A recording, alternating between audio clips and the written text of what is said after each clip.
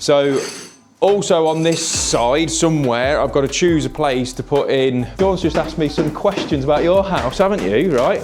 And now he's slagging me off, right? And look at him, oh, Sparky's. But he's what we're actually using, installing. So obviously if you do want to choose these methods to do things, you can just, you know, copy and paste.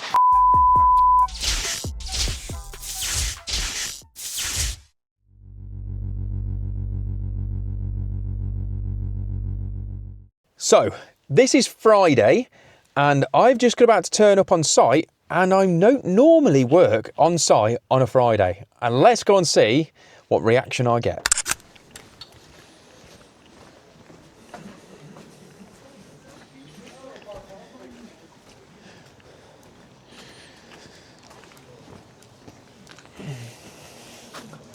Buongiorno. Well, I never saw you sneaking in there, didn't I? Where's my deliveries? Here he is. What are you doing out on Friday? Are you allowed to play out on Friday? See, well, I've come out to play. I've got loads to do, it'll be a long night. See, that's what happens when you turn up unexpected. But don't appreciate it. Oh no, I was kind of expecting it. Steve says you might be over it. Yeah, you weren't really expecting it. No, I wasn't expecting that. Lou, you might need to beep that. Right, so the plan today, so if you've clicked on this, it's not just about surprising these. We are under the cosh a little bit, and I've got to try and get the ring main in. So if you are interested in figuring out how you put a ring main in, how we do it in a kitchen like this, if you've seen the previous video, we did all the chasing, what's needed to happen. And yeah, so we'll go through that process right now. So if you're new to the channel and you haven't yet subscribed, please make sure you do. Link is in the corner as usual, and let's get stuck into the video. Okay, so we'll quickly explain how the basic principles of the ring main. So you'll start out at the fuse board, you'll come out of there. So in this house, we're coming down, we've got a TV, back down, back up and over the steel, and then down into basically where Sean is there. We're going to put a feed out, because all the way along there we're going to have tall kitchen units. So we've got an American fridge freezer just to basically where the end of the steps is. Well, then we're going to come back up, and then we're going to go down that way, so where Lou is there, drop down and up, then going to come down this one. So we're going to go through all of these down there, and then we're going to drop down underneath the floor. So I need to lift this floorboard up, and then we're going to pop up to that one, down, then we're going to come out here. It looks like Steve's already done the core drill, because the sink's going to be here. So what we're going to do is put the power supplies for the dishwasher, going to go there, and then we're going to come back out, and then we're going to go up to this area. So we're going to have our boiler feed and this socket, which is going there. So we're going to have our boiler feed on, so we're probably going to knock out a little bit more of that, because then we'll put a few spur and stuff on there, because obviously we're going to, you know, put a bit of flex in for that one. And then from that point, we've got to get all the way back to the board. Sounds simple, but yeah, it ain't really that simple, is it? Right, let's get our stuff sorted. So we're going to be using some 2.5mm cable, twin and earth. Okay, so if you just in case you didn't know what that is, so twin and earth, you've got your live and neutral and earth conductor. We're using Earthshore cable, so the earthing conductor is actually pre-sleeved, so which is brilliant. So that saves time on second fix. That is what we're using, and we're going to rattle through quite a bit of it. So I better get cracking, because I'm desperate to get this sorted. So ready for boarding, so we're not holding anybody else up. So a lot to do.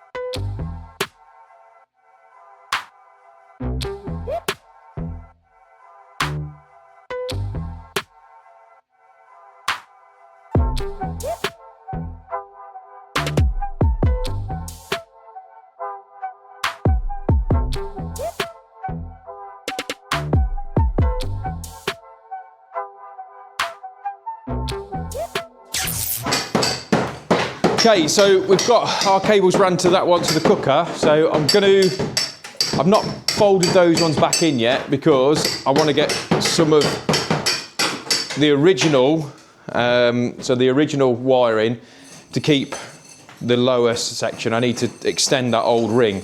So I'm going to come down there and then pick up the point, which is obviously just down there. So also on this side somewhere, I've got to choose a place to put in for plinth heaters. Now we're going to run that in a 20 amp radial on its own because obviously the plinth heaters can draw quite a lot of power. So I think it's better to be safe than sorry. Yes, technically we could plug that in, but I think it's just a better job to put another radial in, which is what we'll do. Sean's making a mess over here, as usual, because that's just how he is. He's just sadistic and likes to make as much mess as he possibly can.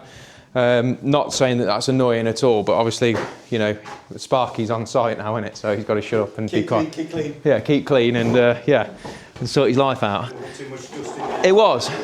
It's just too much. I've already complained to HR about it. And they're filing my complaint seriously. Suck it up, princess. In the bin. They put it in the bin. So yeah, so I've now got back to this point here. I'm going to run through the joists. Like I say, we've already drilled out up here. So we've drilled out all the way through. If you haven't seen the previous video, go and check that out. We've got a string line that we put up to keep all my runs all the same way, which makes life loads easier. And then we've drilled out a 32mm hole all the way through. So yeah, so lots to do. And yeah, these want to get on, so.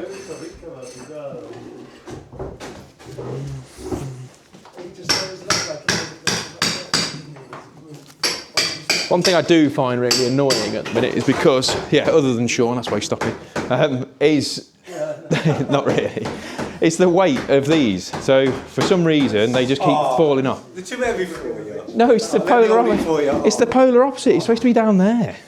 It keeps coming off, and then you have to do that, and then you end up twisting it like a specialist. It's so annoying. Can't swear, Sean. Are amazing. Now I think you're fine. Sean's just asked me some questions about your house, haven't you? Right? And now he's slagging me off, right? And look at him. No, Sparky's. But he's Mike. A little bit just there, mate. Thank you. That's better. Is that all you're going to clean me? Keep going. He wanted all the information. What would you do, Mike? And it's nice, so in your face. Just shut your face, Sean. So yeah, so you can carry on, Sean. Don't worry. Thank you. I appreciate your help, you heathen. You do have to get some help from the lackeys. Excuse me. Yeah, so we're down to this point now, which is nice. But yeah, it feels quite weird. Sean actually said to me, I can't remember the last time I worked on a Friday, and I mean, that's a bit rude, because I do work on a Friday. It's just that I do, obviously, all the socials and all that lot, so it's going to be a late night for Mikey tonight, trying to catch up. I'll bring you in a second so you can have a look to see what I've folded these like, and then that's kind of all they need to be. And then I'll just whack another stapling up here. And then we'll have a look.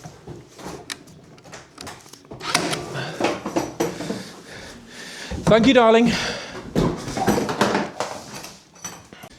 So folding the cables in, so just folded them like that. So they're sort of flat all the way through. We can completely mess about with them, but I know Sean wants to take some of this top off, don't you? Yeah, lovely. He wants to take his top off. You don't want me to take my top off. Oh, they do. Give the people what they want. No, can't do it. Come on. Can't do it. Yeah, because it's a bit loose, so you're going to knock all that off. And like you say, so I'm going to fold it in, staple along. I've got a few more to put in. Now, just got to be really, really careful when you're doing the stapling like this, because you do not want to hit one of those. So what I tend to do with the two, fold them like that, staple them in, job's good. Right, on to the next cable. Okay, so getting the cables back from this point, so we've got it up to here now. So we've come down underneath the floor, and then we've just loosely just thrown it into there. So I need to get from here up back into the ceiling. Obviously I've got a lot of steel work there. So what I've thought, I was going to plan on a different route, but I think the easiest option is to actually put another chase in here, And for that, we're going to be using that beast. So if you haven't seen the previous video, this is the Metabo wall chaser. We fit it with the triple blade on there, so it chews out that, chews out that. So we run that at a depth of 25 mil for the chases up and down, and then when you're cutting out for the back boxes, if you go 35 mil deep, it will fit your 25 mil back box just lovely, in fairness. I don't know why, it doesn't make any sense, I know, but that's what it is. So we're going to run that up there, and then that way I've then got, because obviously all this is going to be boxed in, we're then going to run the cables back and then get them back into, obviously back into that joist space, run them all the way down, pop across, because we've got a socket over there, which I forgot to mention right at the very start. So we'll set it up on time lapse so you can see this little beast in action, and it is a little bit of a weapon.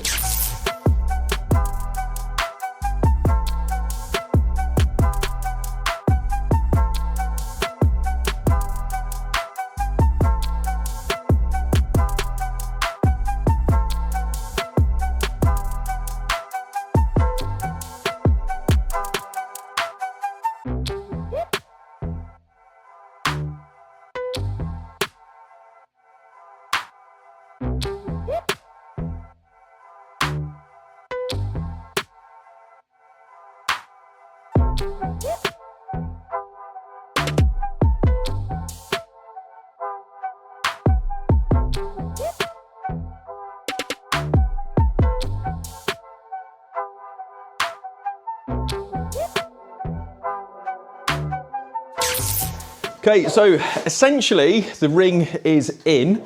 So we've got the kitchen ring back to this point here. Now, I'm in a little bit of a dilemma, because if you can see around this side where the board is, so obviously that board is going to be replaced.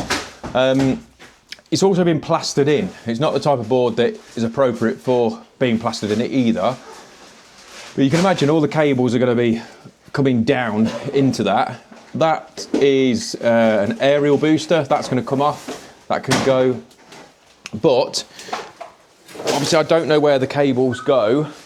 And obviously they're all going to come back down, and then we've got to get them through into that space. So what I'm doing for now is bringing them down to here. So I've got my cooker circuit and my ring main, or it might be known, if you're a real geek with everything, it's called a ring final, if you want to be really particular about it, but everyone knows it's a ring main. And then we've just got to tidy this cable up now that comes down the side of like there with the chase we did earlier on. And I'll go through the process of that. Now, we use the banding strap, so all around band for that. So you buy that obviously in a sort of mini drum, should I say? I'm not sure how many meters it is on it. And then you cut it into strips like that. So just use some tin snips, cut it through. I use 5 holes, so you put your fixing through the center one. Fixings wise, like I said, because I'm trying to be a bit more particular with what we're actually using, installing. So obviously if you do want to choose these methods to do things, you can just, copy and paste. So fixings wise, we've got the Fisher Duo Powers, they're called, and they are a 6mm. So get those in there. These things are absolutely unreal how well they hold, especially in thermalite blocks. We all know how poor of a fixing they can be in thermalite. Thermalites, try some of those, and then let me know in the comments below whether you actually agree with me or not. Screws, so screw wise we're going to use, when I can get one out, 5, so that's a 5x40. That paired up with that, beautiful. Right, let's get that drilled out. Okay, so we're just going to use the little combi drill.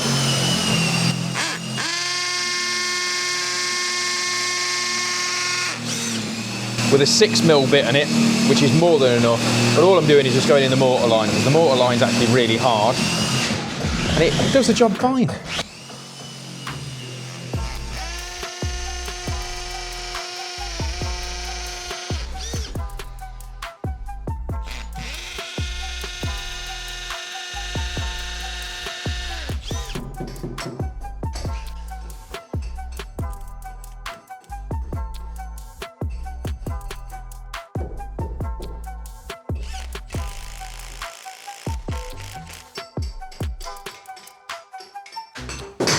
Okay, so that's all clipped up. Now you may notice that this cable has got a load of like black tar on it, right? Now, it's not something that I've put on out of choice, it's from the chimney. So you may notice down there is like that black tar. Because we've took out the chimneys, it is like leaching out of this, like obviously black tar. So it's a little bit annoying. So we are waiting for the scaffolding to come. So once the scaffolding's come, we've got these caps that we're going to put on all the chimney pots, and then that will stop all that and still allow air movement and all that sort of stuff. So not a job for me, but that is what it is. So don't think I've coated the cable in anything, because I haven't, not out of choice anyway, because it's a bit annoying, hence the old gloves.